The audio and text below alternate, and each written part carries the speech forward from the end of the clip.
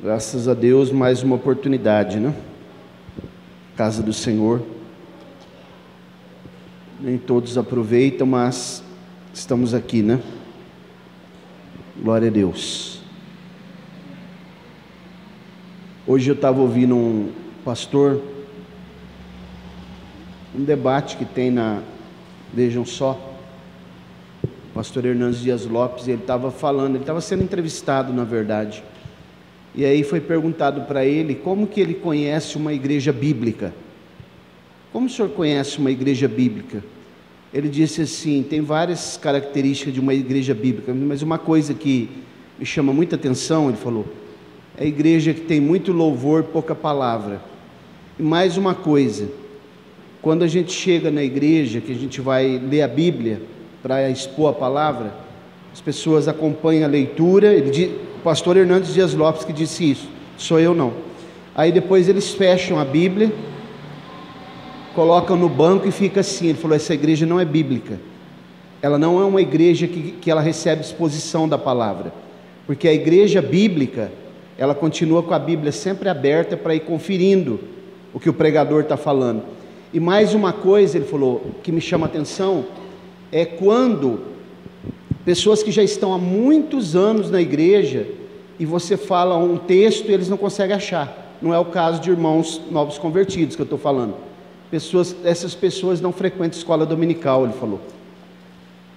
Isso disse o pastor Hernandes Dias Lopes, que é um dos maiores pregadores desse país, né? Então vamos abrir as nossas Bíblias e vamos manter ela aberta para a gente acompanhar, né? Aqui tem o retroprojetor, mas é bom sempre a gente folhear a Bíblia, né? Que a gente vai pegando, vai praticando, vai familiarizando como manusear ela.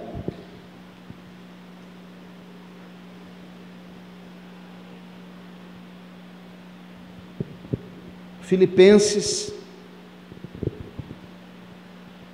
carta do apóstolo Paulo aos Filipenses, capítulo 3. Vamos ler a partir do versículo 15. Vamos estender até o versículo 21.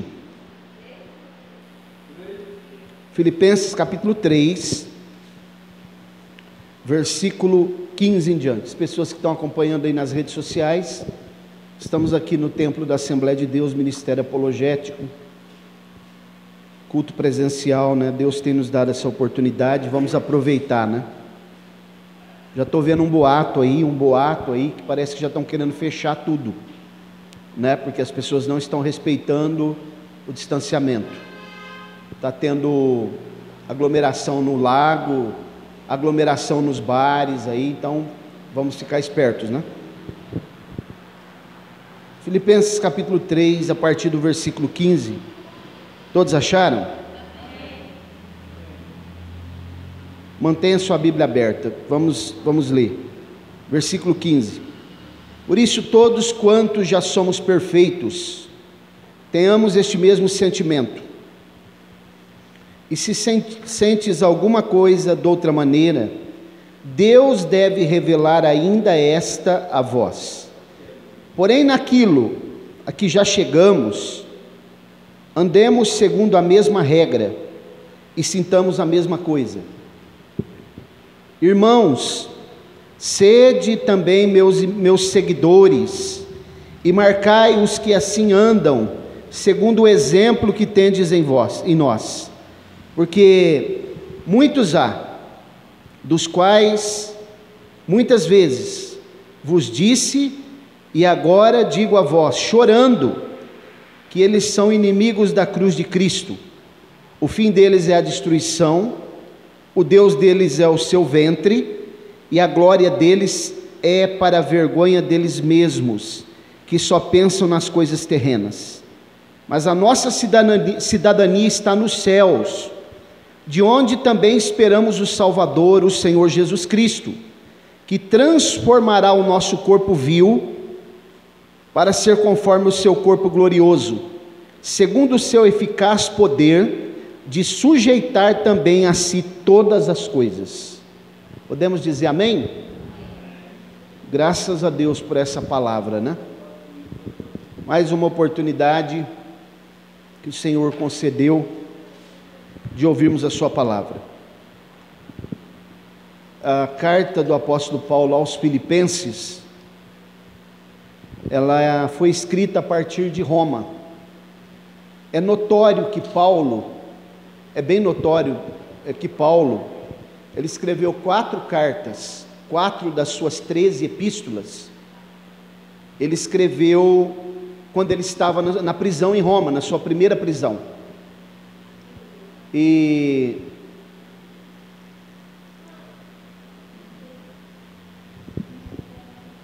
o que Paulo, na verdade, ele está falando aqui nessa carta aos Filipenses, são assuntos que envolvem vários aspectos.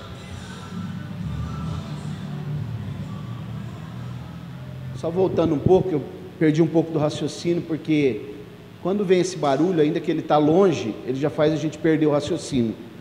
Mas voltando à questão das cartas que Paulo escreve, as 3 primeiras cartas que ele escreve quando ele está em Roma, que é a carta a Filemão, a carta aos Efésios, né? Essas cartas, elas foram enviadas, praticamente elas foram enviadas juntas, através de Tíquico, que era um cooperador dele, e daquele escravo Onésimo, que é citado na carta a Filemão. Então ele escreve Colossenses, Efésios e Filemão, praticamente na mesma época, e essas cartas são enviadas juntas. A carta aos Filipenses é que existe debates, e não existe um consenso se ela foi escrita antes dessas 3 que eu mencionei ou depois. Tudo indica que ela tenha sido escrita depois, a partir do ano 61 depois de Cristo. Mas as 4 cartas que eu mencionei foram escritas a partir de Roma, quando Paulo estava na sua primeira prisão domiciliar, que ele esteve ali por 2 anos. E nós vemos uma última carta que é escrita em Roma também, né? Que é a última carta que ele escreve, que é a segunda carta a Timóteo, só que ele já estava na sua segunda prisão ali, quando ele foi martirizado.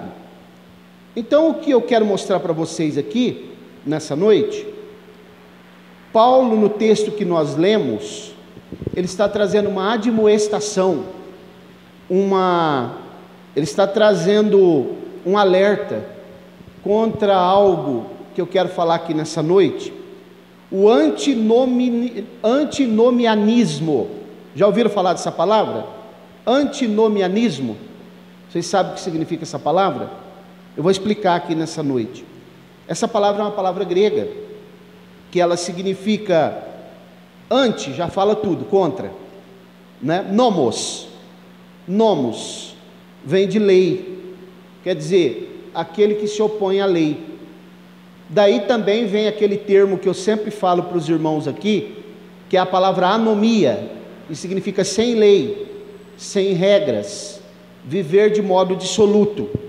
Então, Paulo está falando aqui, inclusive ele vai tratar esse assunto também no capítulo 6 da carta aos Romanos. Ele vai discorrer lá sobre essa questão do antinomianismo. O que é o antinomianismo, assim, num prisma bem simples para os irmãos entender? É ao contrário de legalismo. O legalismo é quando existe um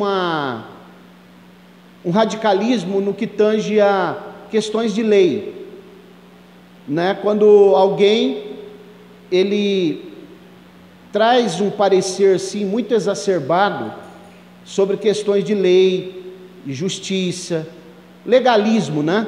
Isso aconteceu muito também há uns anos atrás na igreja evangélica, no que tange a usos e costumes, quando as pessoas eram legalistas, a liderança e muitas pessoas batiam muito nessa tecla de usos e costumes, né? E isso foi exacerbado. Mas o que eu acho interessante é que nessa época não se combatia fofoca, não se combatia mentira, né? Não se combatia outras coisas com tanta veemência como se combatia essa questão de usos e costumes. Agora, quando a gente olha para hoje também, nós vemos que já está no outro extremo. Hoje já pode tudo, né? Estou falando de questões de uso e costume. Então, o legalismo, essa palavra aqui, antinomianismo, é o contrário de legalismo. O legalista, ele é extremista numa área, não pode nada. Às vezes até engole um camelo e se engasga com mosquito. Esse é o legalista. O antinomianismo, ele é o contrário, pode tudo. É isso que Paulo está combatendo aqui, trazendo uma instrução para a igreja que estava na cidade de Filipos, que é a primeira cidade da Europa a receber a pregação do Evangelho, que era, Filipos ficava dentro do território da Macedônia, uma das principais cidades da Macedônia, junto com Tessalônica e Bereia, né, que eram as três principais. Tessalônica era a capital. Então Paulo aqui, ele está discorrendo sobre essa questão de que muitos que estavam na igreja, nessa igreja primitiva, eles entendiam que a doutrina da justificação, isso acontece hoje muito também, eles interpretavam isso faziam uma inferência. O que é uma inferência? Uma dedução, de que se nós somos justificados pela fé, isso tem muito hoje também. Por isso que a palavra de Deus, ela é tão atual, né? Se nós recebemos a justificação pela fé, então não há nenhuma necessidade de se impor mais nada para uma pessoa que está no seio da igreja. Ele já foi justificado pela fé, e ele agora, se ele já foi justificado pela fé, ele não precisa cumprir regra nenhuma. Isso é antinomianismo. Estava acontecendo isso na igreja de Filipos. Muitos diziam: nós já fomos justificados, Jesus já pagou o nosso preço, ele já nos justificou, nós já somos considerados inocentes. Isso está impregnado na igreja contemporânea hoje. Não precisa mais nada. Eu até falei aqui no domingo, que se realmente Jesus já morreu por nós, se Jesus já pagou o preço, já nos justificou, para que então ficar falando de obediência? Para que ficar falando de regras? Não seria razoável que nós pudéssemos ter uma vida bem livre? O que vocês acham? Uma vida tranquila e fora, frequentando a sociedade, né? Tendo uma vida dissoluta, praticando coisas que a gente vê no meio cristão aí, né? E pode tudo, depois vem no final da semana na igreja, pica o cartão, e aí ouve uma palavra, canta um hino, vai embora para casa e está tudo certo, porque Jesus já justificou. É isso que Paulo está trazendo aqui dentro desse assunto. Essa questão de se interpretar a doutrina da justificação de modo equivocado e achar que nós podemos fazer tudo. Eu trabalhei com um pastor, presidente, era o meu líder. Ele falava para os obreiros do campo: é o seguinte, deixa os jovens tranquilos, deixa eles quietos, o importante é que eles estejam na igreja, deixa eles ficar à vontade, eles vindo na igreja aqui, tá bom. Esse é um conceito exatamente antinomianista. Antinomianismo, quer dizer, os jovens estando na igreja, já basta. Eles podem vir na igreja, louvar a Deus, canta, faz assim com a mão, está tudo certo. Quando eles saem, inclusive, né, tinha alguns lugares lá que eles iam, que nós sabíamos que eles iam, inclusive numa outra cidade que eu morei também, tinha um lugar lá que chamava fim de linha, né? Fim da linha. Aí os jovens saíam da igreja e iam para o fim da linha. Aí vocês já sabem, né? A coisa ia para o fim da linha mesmo, né? Então, mas aí não pode mexer, né? Agora eu pergunto para os irmãos, qual a finalidade de alguém estar dentro da igreja, ouvindo a palavra de Deus, né? Se ele tem esse conceito de que não precisa ter regras, ele pode viver, porque as regras é para manter a salvação. Não é porque nós precisamos de regra para ser salvos. Jesus já nos salvou, isso é verdade. Jesus já deu a sua vida, já pagou o preço, já venceu a morte, já venceu na cruz o pecado. Agora, entretanto, as regras os princípios, é para que nós possamos manter a nossa salvação. Como que diz lá? Eis que venho sem demora, guarda o que tens, para que ninguém tome a tua coroa. Guarda o que tens. O que nós temos? Precioso, a salvação. O salmista disse, né? Eu escondi. Quando alguém esconde alguma coisa que é precioso, a tua palavra no meu coração, para não pecar contra ti. Então, irmãos, nós vamos mostrar aqui, eu vou expor esse texto para vocês, para a gente entender esse falso postulado. É um falso postulado, né? Que Paulo escreve também, como eu disse na carta aos Romanos, no capítulo 6, se nós já somos justificados, está justificado. Pronto. Jesus já fez o papel dele, não precisa mais nada, pode viver dissolutamente, tranquilo. Vamos observar o versículo 15. Por isso, todos quantos já somos perfeitos. Como que Paulo está falando de somos perfeitos? Tem alguém que é perfeito aqui na terra? O que vocês acham? Mas Paulo está dizendo que é. O sentido que Paulo está dizendo aqui de perfeição, aqui pode significar duas coisas: ou pessoas que são maduras na fé, que já adquiriram uma certa maturidade, ou então Paulo está se utilizando também aqui, pode ser que Paulo está se utilizando de uma dose de sarcasmo, porque alguns estavam lá dentro e se achavam muito santos, super santos, né? E talvez ele esteja falando sobre isso, e gabando-se de conhecimento, e até às vezes se achando superior aos demais, quando no entanto, no seu comportamento diário, né, não era compatível com aquilo que eles professavam. Em outras palavras, pregavam, mas não viviam aquilo que pregavam. Isso aqui é difícil, irmãos. Talvez Paulo esteja falando perfeitos, pode ser que ele esteja falando de pessoas maduras, que já desenvolveram uma maturidade, ou pode ser que ele esteja usando uma ironia, um sarcasmo. Ah, vocês se acham perfeitos, né? Então, pera lá, eu vou dar uma analisadinha na vida de vocês então. Como que vocês estão andando aí fora?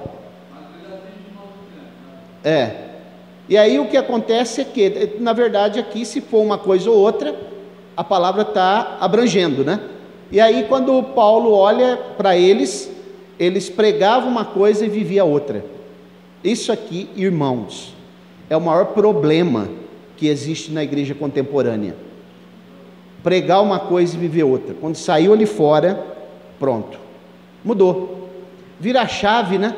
Parece que tem uma chavinha, que quando a gente está aqui dentro da igreja, é uma benção. Quando sai lá fora, inclusive eu já dei um testemunho aqui para os irmãos, uma vez, de um menino, que foi na igreja com a sua família. Esse menino era filho de um presbítero, e ele foi lá na igreja, e um dia ele estava olhando muito para o pastor, olhando, e aí o pastor falou: por que você está me olhando assim, menino? Ele falou assim: ô pastor, o senhor não deixa nós mudar aqui para a igreja não? Mudar aqui para a igreja? Como assim? Morar aqui na igreja? Mas por que você quer morar aqui? Ah, porque meu pai na igreja ele é tão bonzinho, mas quando chega em casa ele bate em nós, bate na minha mãe, né? Quebra as coisas dentro de casa. Então é mais ou menos isso que Paulo está dizendo, né? Que eles, não obstante mostrarem serem santos, né? Mas eles eram pessoas que, nos aspectos morais, então, nem se fala. Eu vou mostrar aqui dentro do texto que nós lemos, que tinha problema no aspecto moral, né? Porque é necessário, irmãos, que a gente possa viver aquilo que nós pregamos, porque as pessoas estão olhando para a nossa vida, não é? Eu vou observar aquele crente lá, ver o que ele faz, qual vai ser a postura dele, como que ele se comporta, como que ele gerencia a vida dele, né? E o versículo 16 e 17, ele diz assim, ó, vou voltar um pouquinho no 15, Por isso todos quantos já somos perfeitos, né? Olha aqui, tenhamos este mesmo sentimento. E se sentes alguma coisa de outra maneira, quer dizer, se você ainda não é perfeito, ou se você ainda não está maduro, Deus deve revelar ainda esta a vós, quer dizer, está faltando coisa para você ainda, meu amigo. Se você não está tendo esse sentimento, né, até porque Paulo vai discorrer aqui a partir do capítulo 3, a partir do versículo 1, ele vai trazer uma série de questões aqui, né, sobre a ressurreição dos mortos, sobre a transformação, né, ele vai falar sobre prosseguir para o alvo, aí pelo versículo 12, prosseguir para o alvo, quer dizer, não retroceder, seguir em frente, olhar para Jesus. Jesus é o nosso alvo, Jesus é a nossa esperança, Jesus é o fundamento da igreja, ok?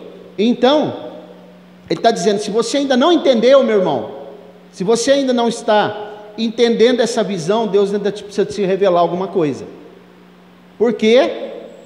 Porque você ainda não está se comportando da maneira que você prega. Versículo 16 agora, e 17, diz assim: porém naquilo que já chegamos, que nós já conhecemos, né, que nós já entendemos, andemos segundo a mesma regra, e sintamos a mesma coisa, quer dizer, naquilo que nós convergimos. Por exemplo, vou fazer uma pergunta aqui nessa noite: quem de nós que está aqui nessa noite, que tem dúvidas sobre a salvação? Eu não sei o que é a salvação, eu não sei o que é o plano da salvação, eu não sei porque Jesus morreu, eu não tenho certeza se Jesus vai voltar.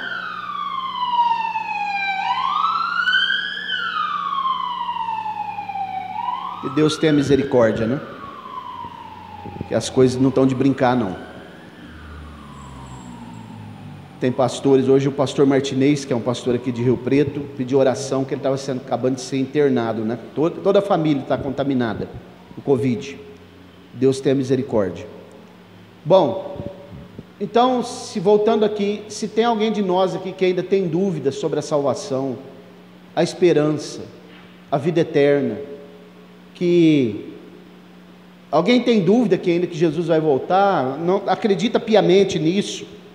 Já passaram irmãos por aqui, que já não moram mais aqui, que eles diziam para mim: ô pastor,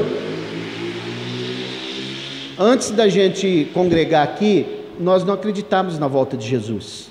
A gente ouvia falar, mas não acreditava muito. Depois que nós passamos a congregar aqui, nós hoje temos convicção de que realmente Jesus vai voltar, e nós estamos esperando, porque hoje nós acreditamos, porque entendemos a pregação, a palavra. Ele está dizendo no versículo 16: naquilo que já chegamos e temos consenso, andemos segundo a mesma regra, a mesma coisa. Irmãos, não pode cristão, uma igreja, um povo que é o corpo de Cristo, que já entendeu a palavra de Deus, um andar para lá, o outro puxar para cá, como se fosse um cabo de guerra. Um puxa para lá, o outro puxa para cá. Ah, eu entendo, eu ouvi a palavra, mas eu acho que é assim. É isso que Paulo está dizendo. Se você já entendeu, procure andar de acordo com aquilo que nós estamos ensinando, a mesma regra, sintamos a mesma coisa. Qual que é o sentimento que há em vocês aí, nessa noite? Estão esperando Jesus? Estão aguardando a vinda dele? Estão querendo ser salvos? Não, eu quero, mas eu ainda tenho umas coisas aqui que eu preciso. Olha o versículo 17: irmãos, sede também meus seguidores, ou imitadores, numa outra tradução fala imitadores, né? E marcai os que assim andam, segundo o exemplo que tenho vos dado. Paulo não se constrangeu em dizer o seguinte, claramente, né? Ele está admoestando eles a serem imitadores dele, porque Paulo também era um imitador de Cristo. Ele fala em outros textos, né? Ele fala em 1 Coríntios 11, na instrução da ceia, porque eu recebi do Senhor o que também vos ensinei. De quem ele recebeu? Da filosofia? Dos pés de Gamaliel? Não, ele recebeu do Senhor, lá no Monte Sinai, na Arábia, e depois outro tempo, que ele ficou 14 anos se preparando para o ministério, aproximadamente. Eu recebi do Senhor o que também vos ensinei, e é isso exatamente, né, que nós precisamos entender. Se alguém está recebendo algo, a não ser que vocês não entendam que eu estou recebendo a palavra que eu ensino aqui do Senhor, se vocês entendem que vem do Senhor, então vocês precisam imitar aquilo que eu estou ensinando aqui e aquilo que eu estou praticando aí fora. Aleluia. Amém.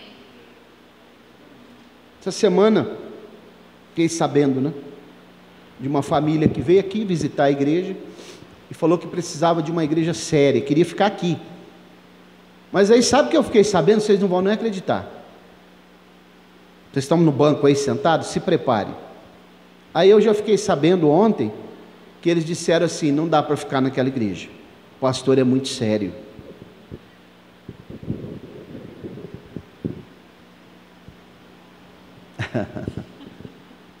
Dá para dar risada, para não chorar, né?